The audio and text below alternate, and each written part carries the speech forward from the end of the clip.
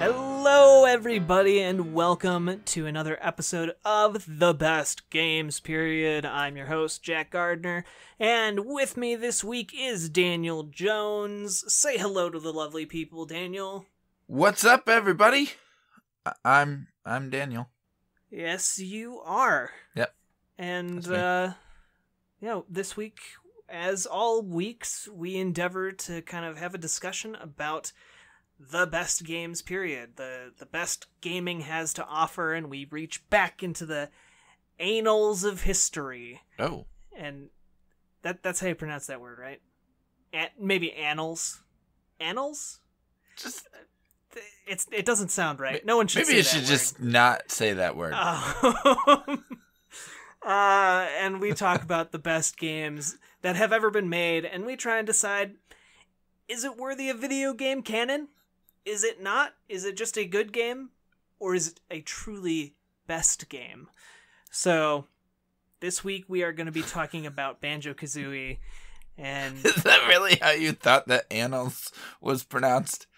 Or were honestly, you just being funny? I was trying to like have a flourish to how I was saying it, and I realized after I said it that it might not have sounded like the word I was intending. So, annals. I was watching a YouTube video with Quinn the other day, and it was about all the planets in the solar system. Uh-huh. And unfortunately, Pluto was sadly still mentioned in it, and it was just kind of sad, because it reminded me of better days. And they pronounced Uranus as Uranus in the video. And I was like, well, that's an interesting workaround. Because I always pronounced it Uranus. Isn't that how it's pronounced? That's how I have heard it pronounced and how I pronounce it. I've also heard it pronounced Uranus, which doesn't really... That introduces a whole new problem. Right. But I've never heard... How did the video say it? Uranus? Like, that's kind of the opposite of what you just did. I mean, that's just a dumb way of saying that word. I'm sorry. Sometimes an anus is an anus. So anyway, how are you, Jack?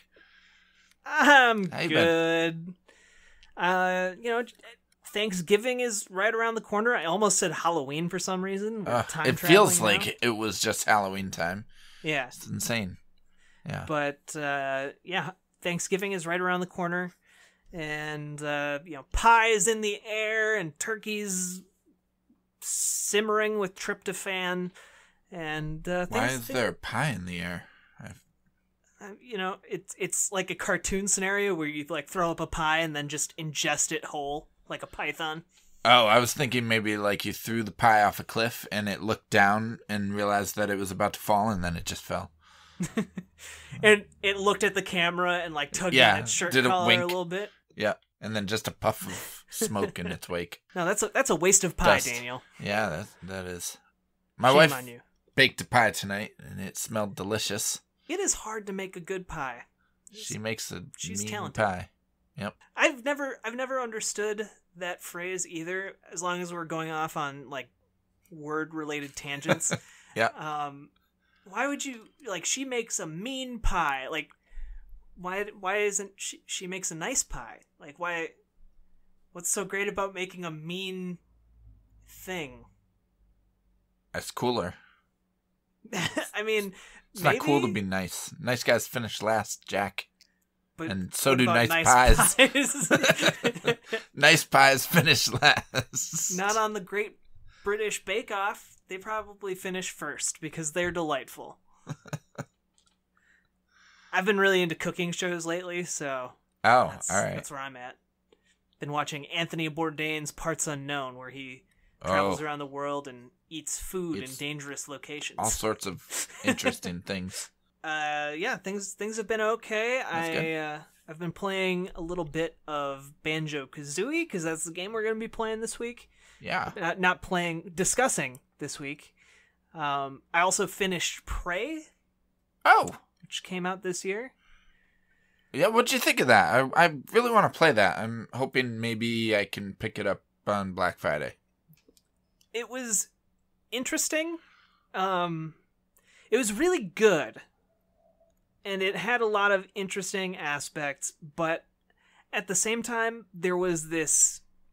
After I played the intro level, which really got my attention, I almost immediately guessed the twist that was coming at the end. Yeah. And I mean, and that's fine. Like, predictability doesn't necessarily mean that something is bad. But I was also expecting there to be more going on than that, and it never really rises to right or transcends that initial premise. It's almost entirely reliant on surprise for its final catharsis. But at the end of the day, a lot of really cool stuff happens. There are cool powers. I thought that maybe that there would be some kind of payoff for me not using the alien abilities that you get throughout the game. You played the whole game without using the alien abilities? Yeah, doesn't that kind of defeat the purpose of the game? Well, because you can put your points into like human abilities, like security or health or stamina, strength. You mean boring abilities? Hey, I mean, it makes you more reliant on the conventional and high-tech weapons that you get. So, like, I was using the laser to incinerate people and, like, freezing them to things and using the environment to blow things up. It was cool. Well, that's cool that you have the option anyway, you know? Yeah. And... also, there's just like a streak in me that's like, I want to play games my way. I don't want to play how the game is telling me how to play. True, right. And so sometimes that leads me to making poor choices as to how to play my games. But it's very accommodating to any kind of style or any different ways you can take to solve problems. Like, there was this time an elevator's out, and you're supposed to go through all this rigmarole to find, like, the keys and, like, get the proper codes so you can activate the elevator. And I was just like, no, I don't want to do that. So I spent, like, 15 minutes constructing basically these platforms with using the glue gun that you get, and just climbed my way up to the top of the elevator shaft. Built stairs. Yeah, I've seen people do that. Yeah, that's cool. Yeah, and so it's like, I don't feel like solving this complex problem. That's fine. The game gives you all the tools you need to really take care of any situation. That is pretty cool. Yeah. So I've heard it's like 40 hours long. It's not that long. It took me 24 hours, and that was with me. Gosh. A considerable amount of time of me just like faffing about and like all right messing around with different enemies and whatnot. Did going on side quests. Did you say fapping? Faffing. It's a British term, Daniel. I thought. Are you like moving to London or something? What's happening? What? I spent a considerable amount of time preparing for Banjo-Kazooie this week, immersing myself in the British culture so I could better understand. Right. Okay. Gotcha. That game's anomalies. Sure. You're like the Daniel Day-Lewis of turn into whatever your subject is, or the Jim Carrey if you've seen Jim and Andy on Netflix. It's real good. Watch that documentary. You'd have no way of knowing this, but the game Prey is full of creatures that perfectly mimic their surroundings, so I should be more like Prey. Well, cool. I want to play it.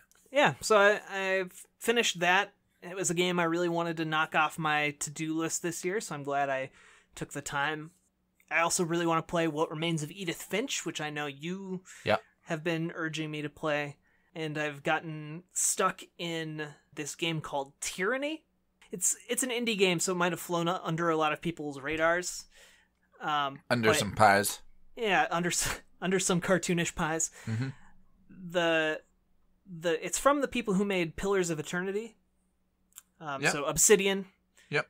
They're a well-known RPG developer, and they went off after Pillars of Eternity and made this game called Tyranny, which is an interesting take on an RPG because the entire premise of the game is that essentially the powerful tyrannical force that tried to take over the world succeeded, and you are one of the members of this overlord's forces, and you're kind of sent to settle disputes between the different factions of the overlord's forces. And it's really interesting. I'm enjoying it.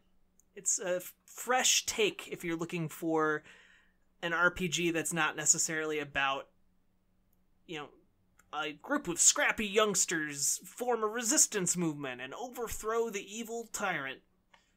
That's not what this game's about at all. It's basically choosing to either embrace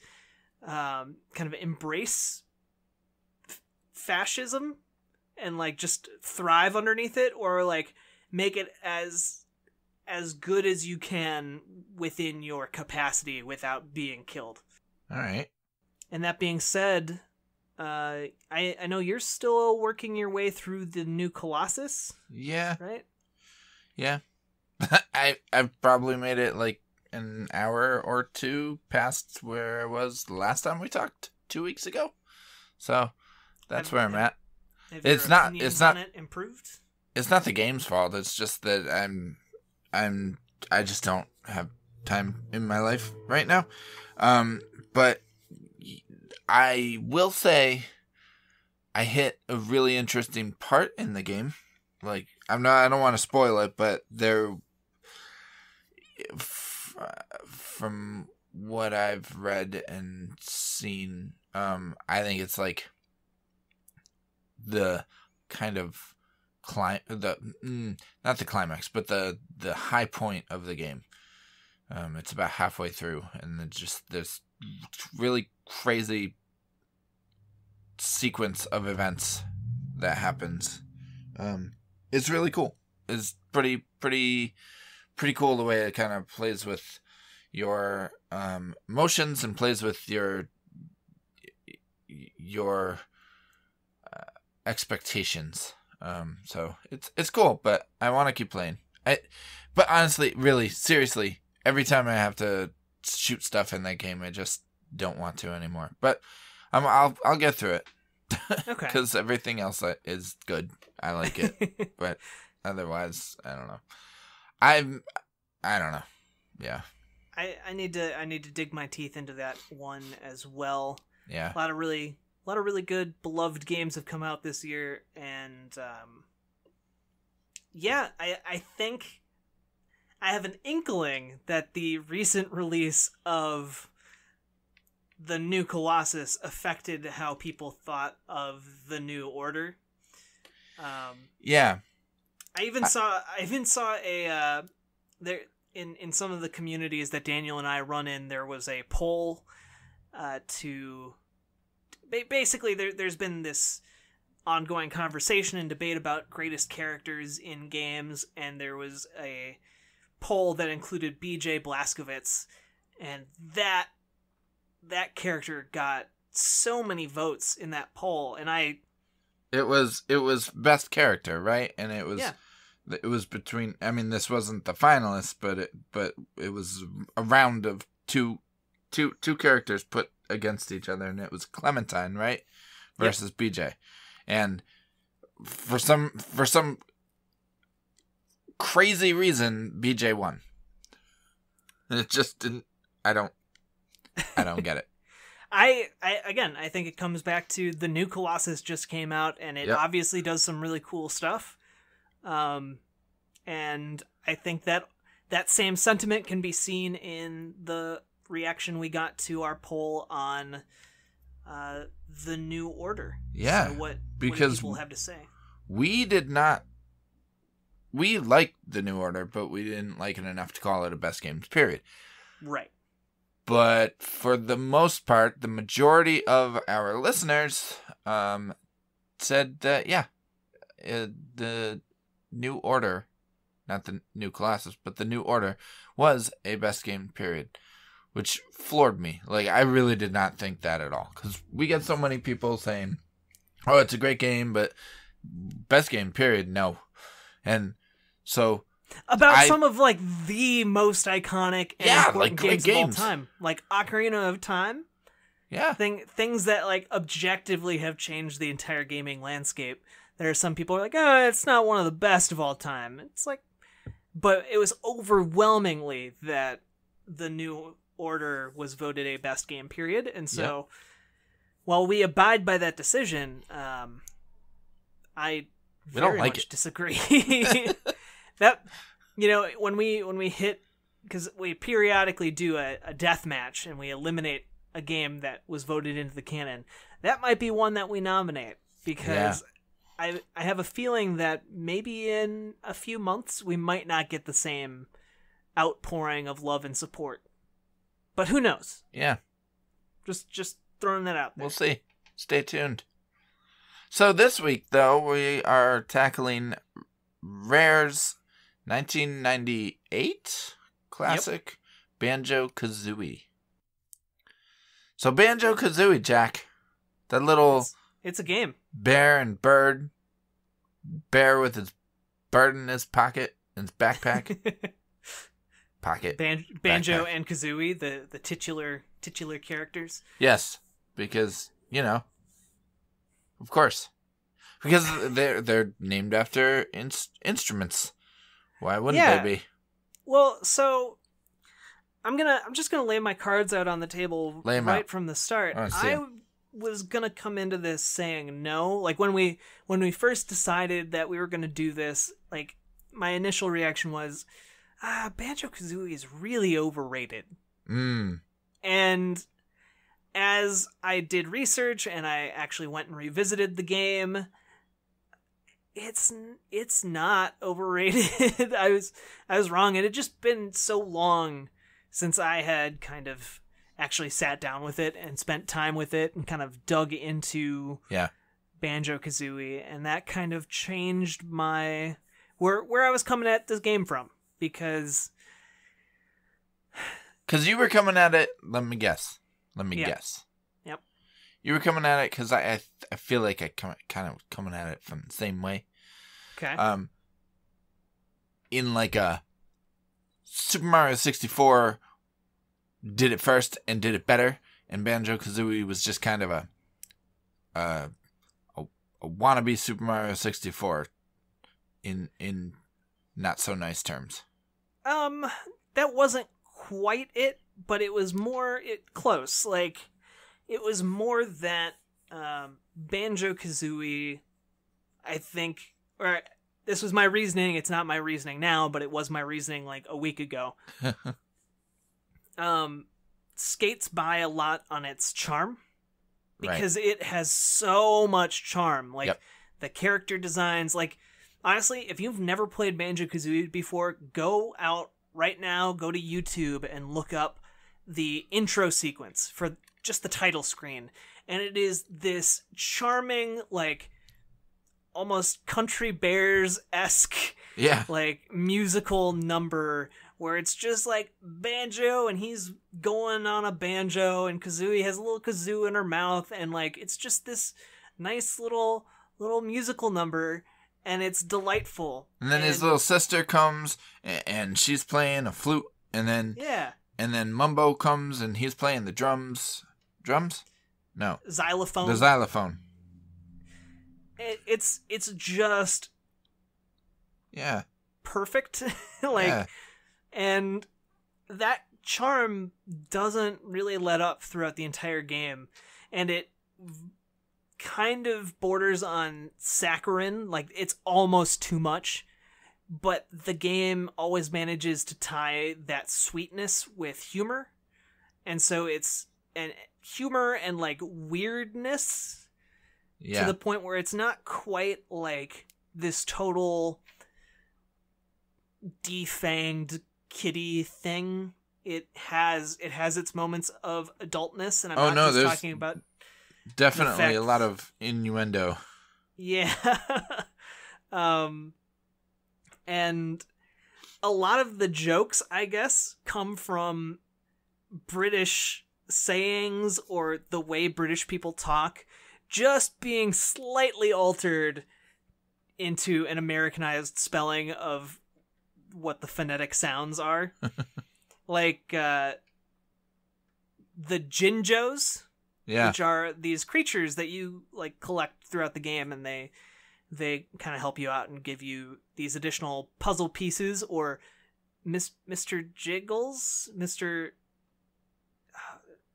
Yeah, I think it's like Mr. Jiggles or Jiggle. Yeah, I don't. They're these little puzzle pieces, the anthropomorphic puzzle pieces. But Jinjos are just a slight variation of what they called a ginger developer who was working on the art director. Yeah, on Banjo-Kazooie, and it's that kind of slight alteration is all over the game. Like, Kazooie obviously comes from kazoo, and just these kind of little twee alterations make up so much of the charm of Banjo-Kazooie. And I was initially going to write that off as just kind of surface level garbage, essentially. And then I realized I was very wrong, and that's actually a huge part of why Banjo-Kazooie endures as this surprisingly large amount of longevity when you consider how many kind of action platformer games came out that were trying to ape Super Mario 64 and only did a somewhat decent job. Banjo-Kazooie does that and does a really good job, and on top of that has one of the best N64 soundtracks of all time, has some of the best character design of all time from that era anyway. Yeah. And still gets some genuine laughs. So, I mean, I think it holds up. And I think it has benefited from the recent HD remake on Rare Replay. I mean, I don't know if it's like a remake, but, you know, it's cleaned up for HD, but even still, I feel like, and you played it on an N64, so you would be able to attest to this, but I feel like it still holds up. Like, not a lot of N64 games hold up graphically, visually. Yeah. But I feel like Banjo does. Yeah. I mean, it's one of the rare games that was able to use kind of the smudginess of its of the hardware to its benefit, and it covers up a lot of the seams. But even though you can more easily see those seams in the HD version, part of what makes it a little bit more enduring is that the character models that you spend the most time looking at actually don't have that much detail on them. Instead, the detail is reserved for the environment, and kind of making everything aside from Banjo and Kazooie look really, really nice. And I think in the HD remake, they did clean up a lot of that stuff. I believe they gave Banjo-Kazooie a new character model. Okay. I haven't spent a whole lot of time with the remake since, like, I saw it several years ago at, like, an E3 or something. Yeah. But they're good. It's a good platformer. I think the other complaint I was going to have is that it's a real collectathon. And it is. I mean, that's true. I don't think it's obnoxiously a collectathon, though. Like, I think an obnoxious version of a collectathon is actually Donkey Kong. Yes. 64. Right. DK 64. That game is almost intolerable. Basically, Banjo-Kazooie does everything that Donkey Kong 64 would later try to do, but failed. Like, Banjo-Kazooie did it all right, and Donkey Kong 64 just Banjo-Kazooie kind of walked that thin line of being a collectathon, but just enough of one, and DK64 just threw that out the window and just went full tilt, and it was It was awful. I hate that game. I have a visceral reaction to that game. I dislike that game Really? more than Metal Gear Solid 4. I have never... I didn't know that about you. And we've been talking about video games for years. Yeah. Can't stand that game. Yep. What did it do to you? It ruined Donkey Kong Country for a couple of years. That's what it did. And it should pay for its crimes. A couple of years, probably like a decade. Yeah, true. I don't think it came back until Donkey Kong Country Returns. Returns, yeah. Which was, what, two console cycles later? Yeah. Definitely about a decade, yeah. It's an awful game. And yeah, I think Banjo-Kazooie is it gets I don't want to say it's underrated, and I don't want to say it's overrated. It is exactly rated. It's I think very much held up in the public gaming space as this really great platformer, and I think that's exactly what it is. Exactly what it is. Yeah. It's one of those rare games that actually lives up to that reputation. Would you say it's a rare game? It is a rare game. Oh, yeah. The only thing I really have to complain about it is that the camera is not great. No. And maybe they changed that for the rare replay. I don't know. But the camera suffers a lot from early N64-itis. Yeah, just that first generation of 3D games, there was so much experimentation and figuring out how to operate the camera in third person and 3D. And Banjo was unfortunately on the wrong side of that line, where most developers just hadn't quite figured it out yet. Well, it was... See, it's not on the wrong side, per se. It's just not good, which jars with the rest of the game that is good. Right. And it's... like you said, not a lot of games got it right, which is why it's kind of a miracle that Mario 64, I think, for the most part, got it as right as you could on the N64 controller. I don't think it's a miracle. Like, I think there's just there's an amount of refinement that Banjo is lacking in that regard. You know what I mean? And yeah.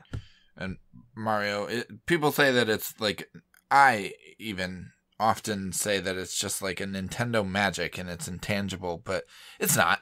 It's just that Nintendo. It's a lot of work. It's just that Nintendo knows what the hell they're doing, and they have the time and resources to make it right and make it work. And not all developers have the time to refine every little system down to perfection. And that's my guess is what happened with Banjo, is that they probably knew there were problems with the camera in that game, but they had to, it worked well enough. Yeah. Kind of like you said. And they were probably, like you were saying, on a tight schedule. Right. They had to hit a certain time of release so that they could make money and make more games. Right. Which, during that time, they were doing a lot of. Yeah. They were an incredibly prolific developer during the N64 era. So many games.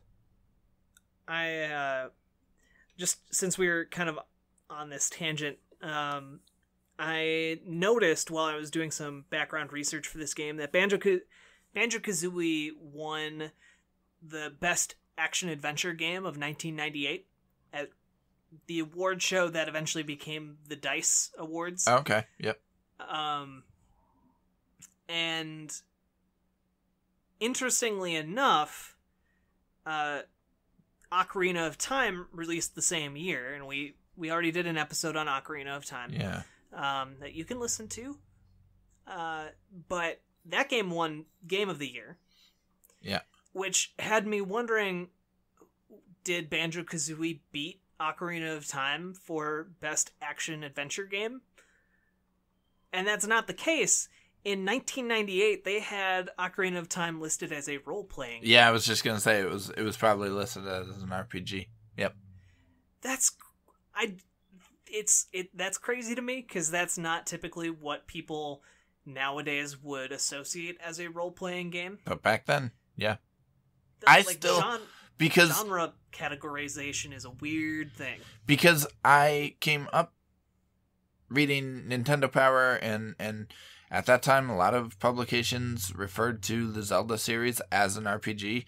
I've always still kind of had a little bit of this like thing in my head that Zelda is an RPG, and it in some ways it is, but I mean, very technically you play a role in a game. I mean, you play a role in every game. You know exactly. what I mean? So, The only Zelda game that I can think of off the top of my head that I would put in the role-playing game category is Zelda 2. And that's because it's very literally a role-playing game. Right. Like, you get experience and you level up and you have stats. Yeah. And you're walking around very much like a Final Fantasy game. Most of them are action adventures. like you said. I really want us to do an episode on Zelda Link's 2. Adventure. Oh, I have not played it. It's an interesting game. You should take a look at it sometime. Hey, we should. You know what else we should take a look at? What? Banjo-Kazooie. You're right.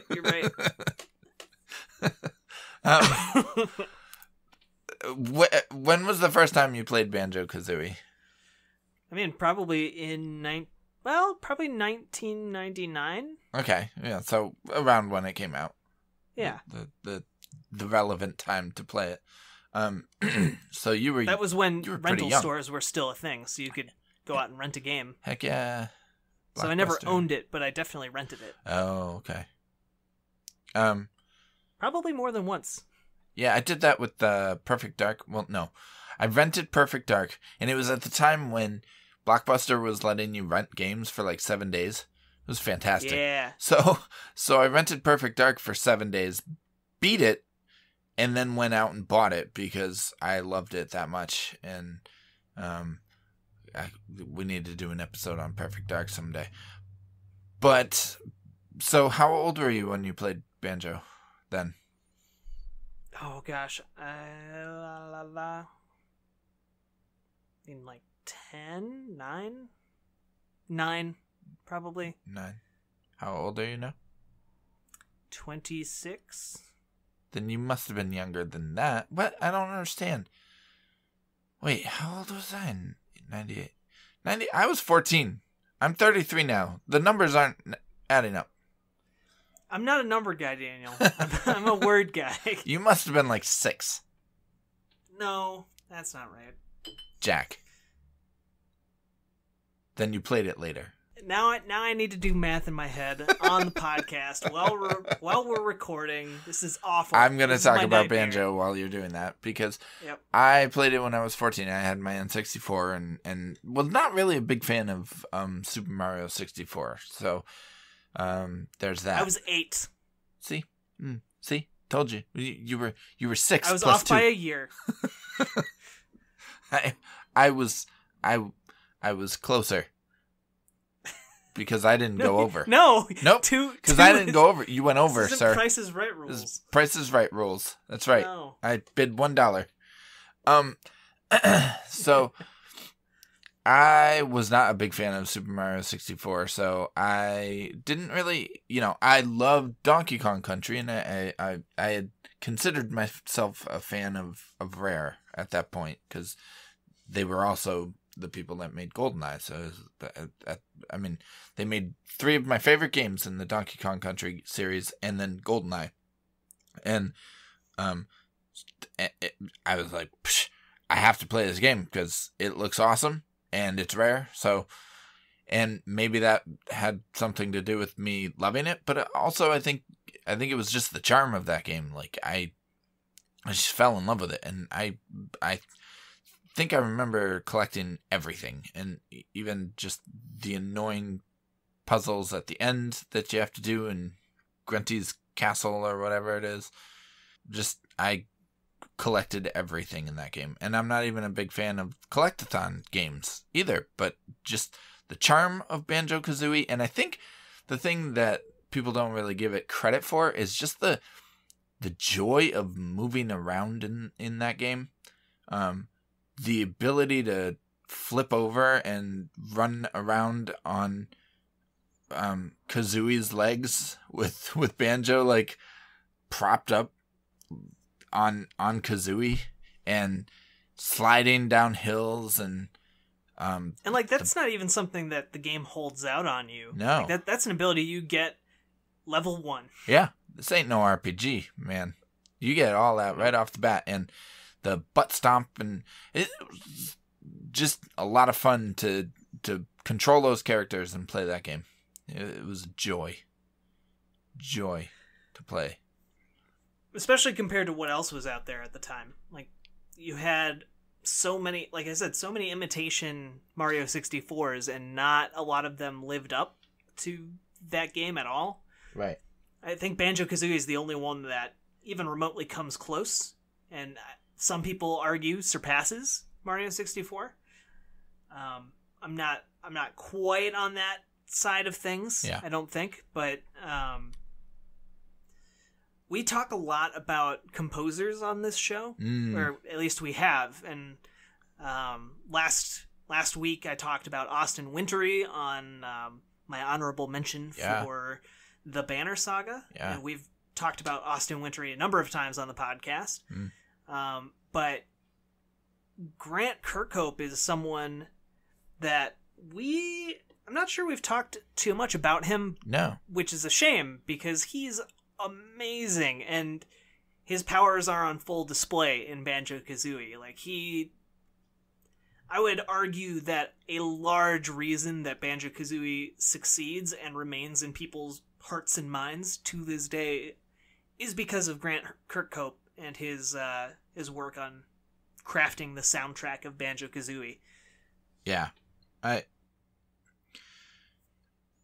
think absolutely. Like, just watch it. Just going back and watching some of the videos for that game, I was like remembering the music and just like tapping along to it. It's fantastic. But I will say, it's no Donkey Kong Country music. David Wise is maybe just a tier above Grant Kirkhope for me. Yeah. No, you're wrong. I'm sorry. Maybe. Just nope. A little bit. No. The underwater music in Donkey Kong Country and the doop doop doop doop. It's doop, it's doop, good. Doop, It's doop, not doop. It's not Banjo-Kazooie good. Okay. We can have a best composer period face-off episode sometime. Okay, yeah. But I can almost guarantee you Eric Wise is not David Wise. David Wise. He's not going to win that. He might. He's very good. Whatever. But he's not going to win. Mm-hmm.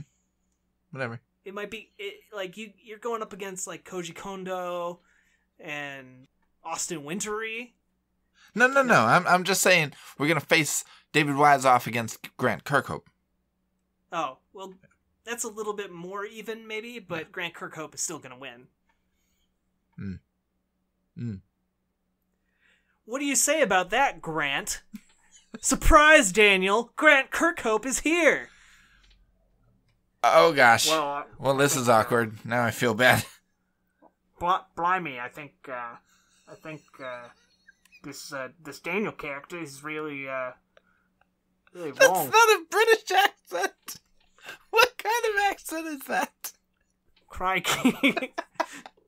Yeah, that's Australian. I live in Australia now, Daniel. really stereotyping here. What has happened?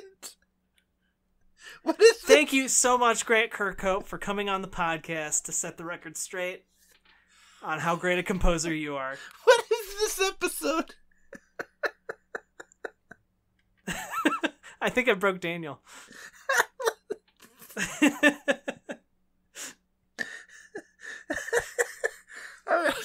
Okay, I need to compose myself.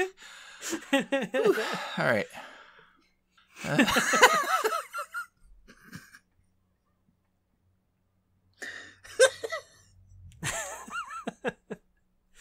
Okay. All right. So, anyway, yes, I agree. The music in Banjo-Kazooie is fantastic, as it should be for a game with musical instrument-inspired naming conventions. Yes. As well as musical-inspired, like, pickups and collectibles. Right. Musical notes and Yeah. what other collectibles were there? Musical notes, and then there were others. I know, but I can't remember. You collected the Jinjos, Oh, right, the puzzle pieces, pieces, right? The Mumbo heads. Yeah. Mumbo basically makes the same "uriba," the noise that like the guy in Crash Bandicoot makes. Have you noticed that? I have noticed that. It's interesting. It's like the Wilhelm scream of video games. I also find it interesting that, like, in development, they were basically making a version of Banjo-Kazooie that would have been like Crash Bandicoot. Like that same 2.5D perspective. Yeah. Because they kind of wanted to make a throwback to Donkey Kong Country and, like, the side-scrollingness of that. Right. Which Crash Bandicoot kind of already had done. So it was kind of like,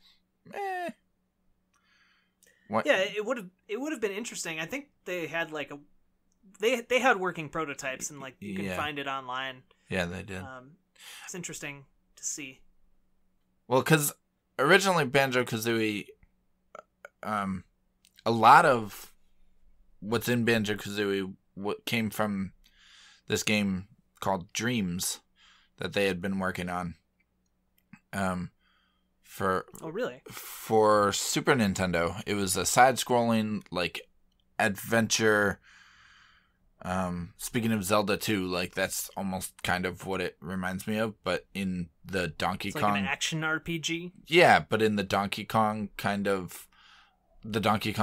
kind of aesthetic. Like the 3D kind of graphical pre-rendered style stuff, yeah. That would have been neat.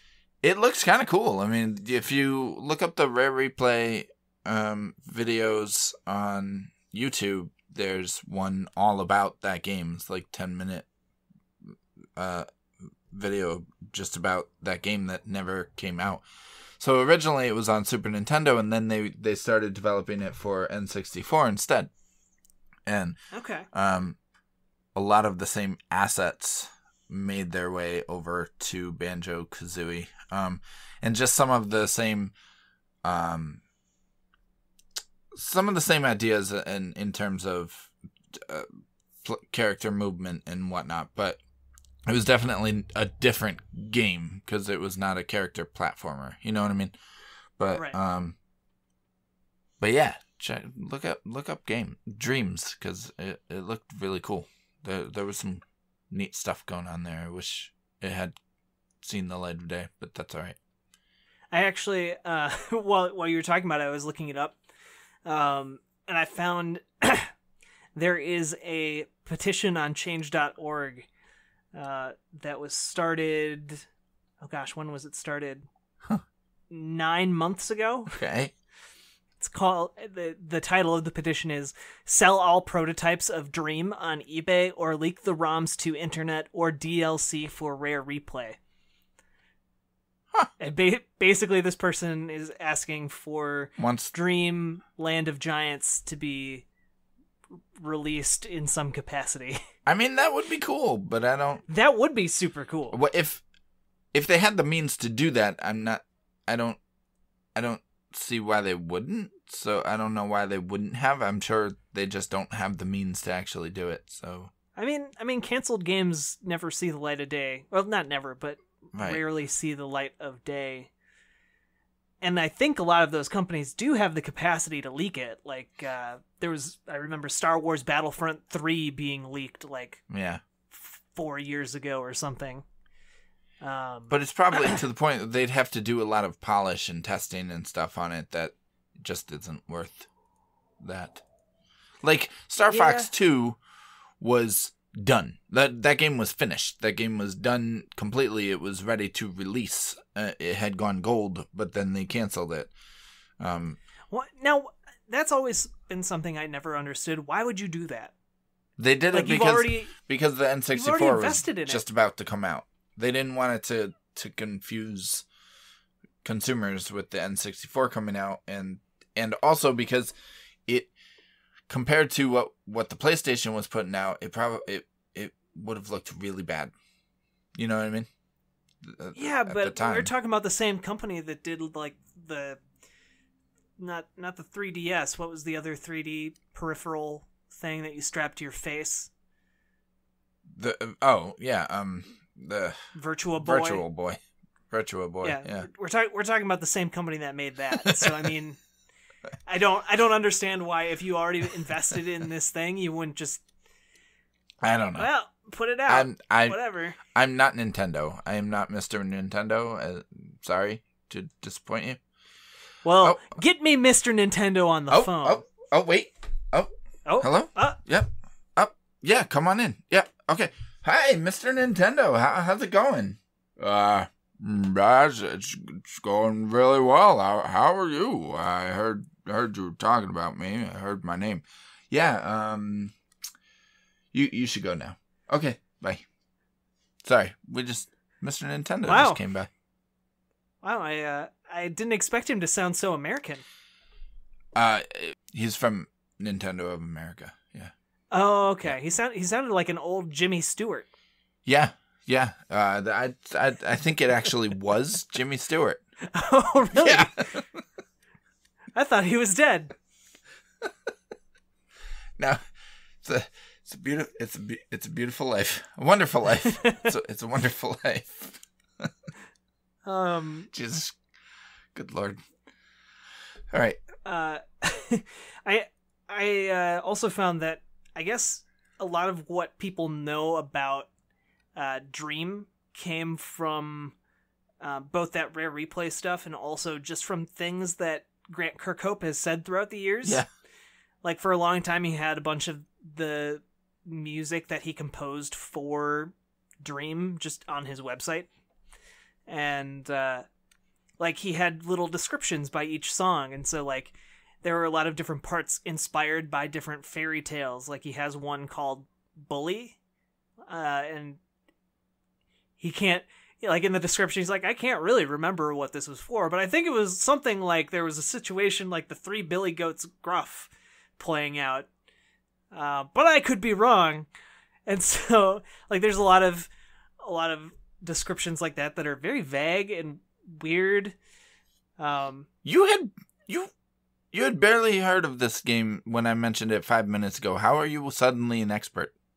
I Googled it and I found like a couple pages. Does Google just like wire directly to your brain? And I have a computer in front of me that I can use to type things into and have it find them.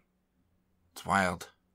I don't know. Yeah, it's pretty cool what you can do. How that works. On the internet superhighway. Well, I just don't understand that. Mr. Nintendo, what are you doing here? Well, back in my day, I mean, all we had was the Virtua Boy, and we had to kneel on the floor and put our faces in it, and that didn't connect to this internet thing. It was we didn't have all that fandangled stuff. Get out of here, Mr. Nintendo. All right, I'll see you kids later. All right, bye.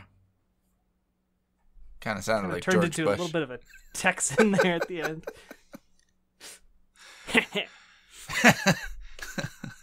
Nuclear. All right. So Banjo-Kazooie. Yeah. What about it? Is okay? So one of the things that I wanted to say about Banjo-Kazooie is that I think you're right that it has held up and it's amazing. And maybe it's just because not long after, in the grand scheme of things, it didn't take long for the 3D platformer to sort of die out for a while. Yeah. I consider the last truly great pure 3D platformer to be Jak and Daxter. It's my opinion. Okay. And that was 2001. So did we do an episode on Jak and Daxter? Not yet. Okay. So that was 2001, and that Banjo-Kazooie came out in 98. So, this is not a long window of time for the 3D platformer. And now it's started to like reemerge, right? And in the time since, Banjo-Kazooie seems to be the game people are going for. It's not necessarily Mario 64. I think Mario 64 is still held up as kind of the golden rule, and people are using that as kind of a guide for the gameplay, but in terms of tone, Banjo seems to be what people are trying to recapture. Maybe it's just that charm that you were talking about earlier, but am I wrong? Like, doesn't it seem like Banjo is kind of the what people are pining for these days? I mean, I think a large part of that is due to the fact that Mario has never gone away. Yeah. Yeah. Like, we get new Mario games all the time that have constantly refined platforming to a point that makes, like, you compare Super Mario Odyssey to Mario 64, and it's like, what even is that garbage? Like, a kid who's played Mario Odyssey, they're not going to want to play Mario 64. Oh, that makes me sad. Unfortunately. Like, I think it's the kind of thing where, like, if you show a lot of kids, give them a choice between a great black and white movie and a modern remake in color, they're going to go for the modern remake most of the time because black and white stuff is just so old and done. Speaking of, my daughter loves the Johnny Depp version of Charlie and the Chocolate Factory, and oh, that's terrible. Kind of didn't really care for the original. It's really upsetting. I'm picturing you having to sit through like multiple showings of Charlie and the Chocolate Factory with that That's guy my life. Creeping you out. That's my life. Every day, Charlie and the Chocolate Factory. Yep. But yeah, no, totally. But then Banjo-Kazooie, I think, stands out because it's so colorful, and the characters are just really cute and endearing, and Mario's just kind of Mario. I don't know. Mario's not really cute necessarily. Banjo-Kazooie. What's not cute about a middle-aged plumber with a giant mustache who's I clearly can't think not of anything. proportioned like a normal human? Well, you see, just to interject here, I think Mario is adorable. All right, I think he's just fantastic. He's a charmer. Yeah, he's a real go-getter. That Mario, that plumber. His brother Luigi, on the other hand, don't get me started. Is Mario the kind of character you want to come home to and just snuggle up to, Mr. Nintendo? Well, I mean, have you been spying on me? Because no. I sleep with a Mario doll every night. Right. Oh. So, between me and my wife. That seemed to get a little bit more personal than I intended, Mr. Nintendo. She doesn't really appreciate it, but you know what? I am Mr. Nintendo. All right, you kids have fun. All right. Does that make your wife Mrs. Nintendo? No, I gotta go. Okay. Yeah. What a weirdo. I don't know who this dude is. Yeah, I don't know why he's breaking into your hanging house. out in my house either. It's confusing. Yeah, like I really want to play A Hat in Time. I think that game looks like a lot of fun. I kind of want to play ukulele, even though I have heard mixed things. But I don't really care about Super Lucky's Tale, but those three games this year have come out this year and seem to be kind of going for that same Banjo-Kazooie vibe. Well, Well, I think Yooka-Laylee kind of like just the Kickstarter success, not even necessarily the release this year, but proved that there's very much still a desire for those types of games, those quirky platformer types. But yeah, I think a lot of it is just that we didn't get a whole lot of Banjo-Kazooie. It didn't get pounded into the ground. It's not a yearly release that everyone has kind of gotten used to. Right.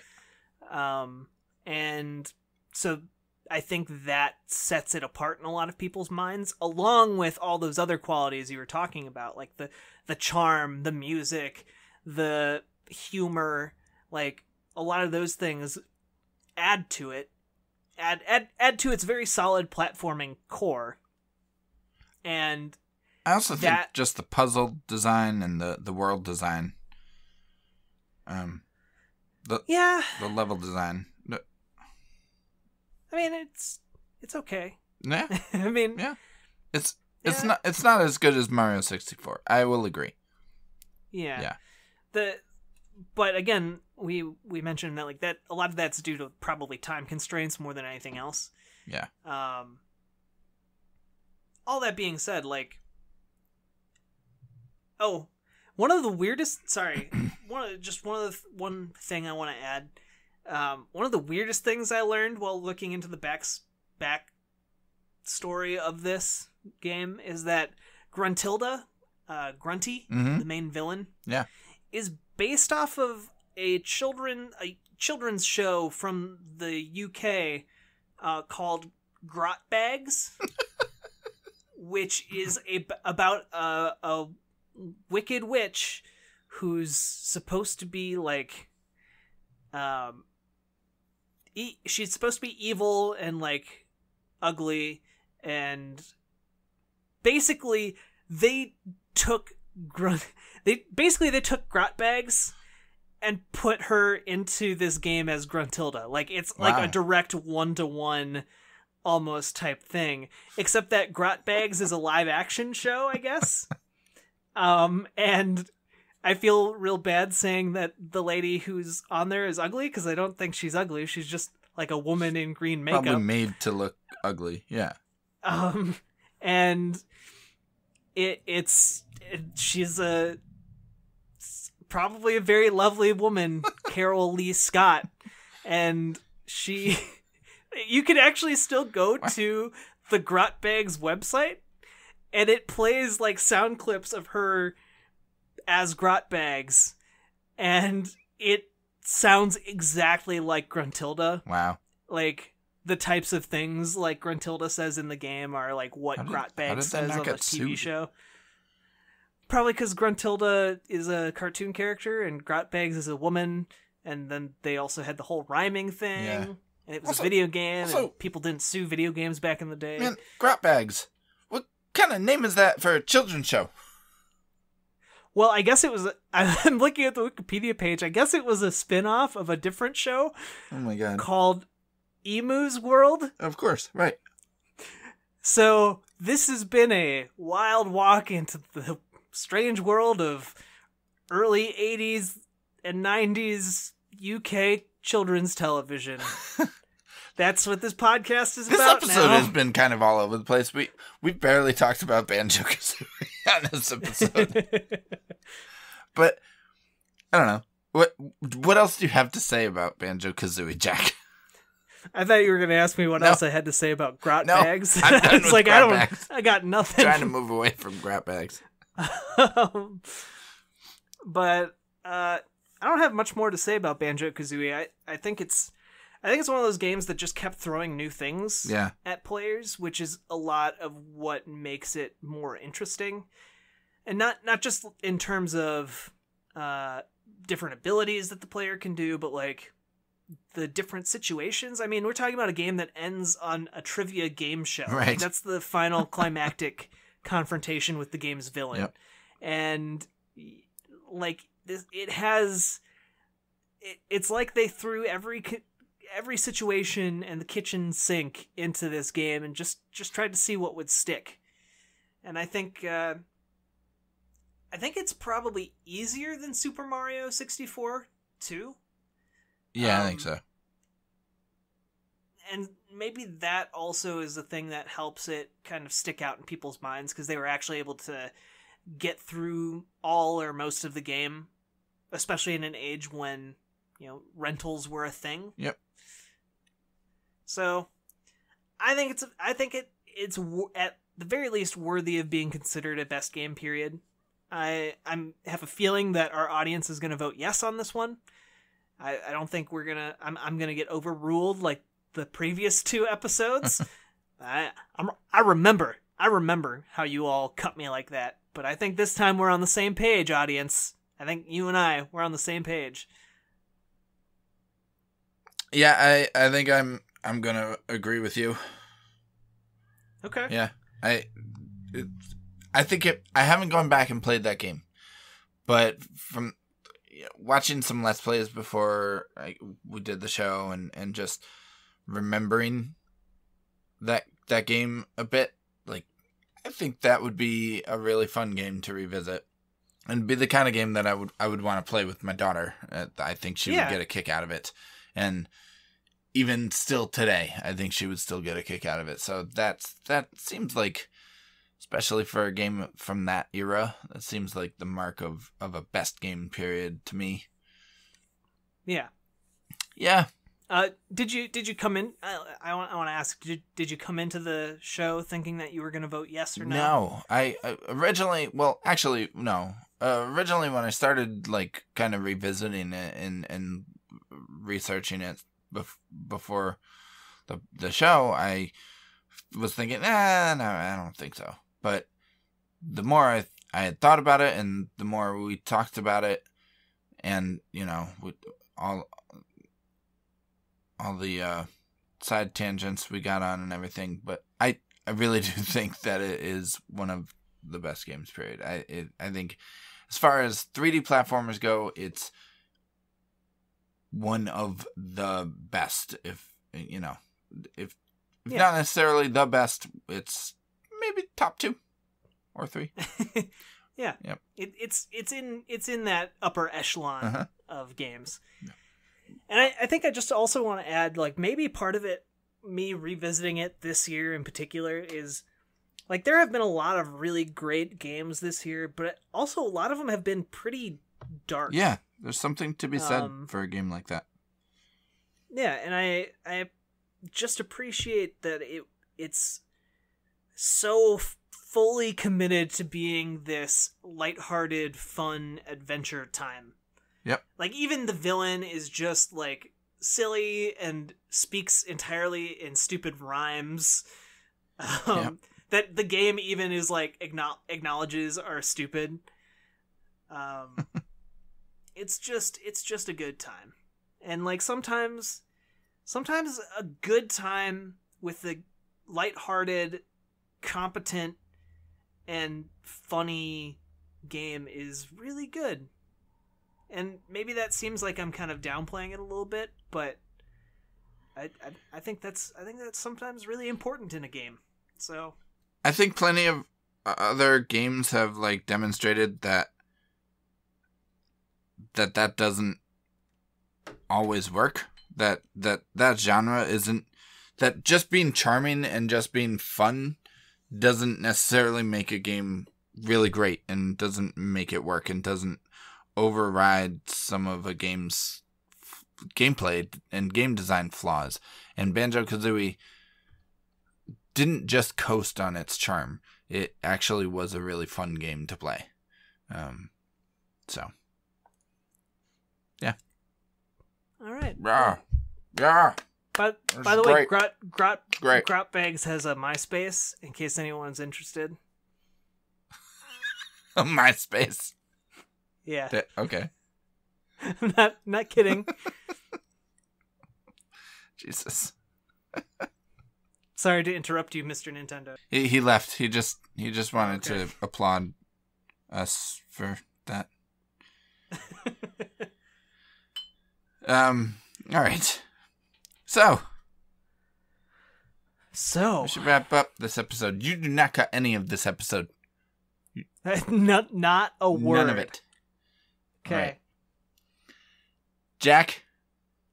Daniel. Thank you for joining me tonight for this, whatever the hell this was tonight. And this was an episode about Banjo-Kazooie, Daniel. Pay attention. Oh, right.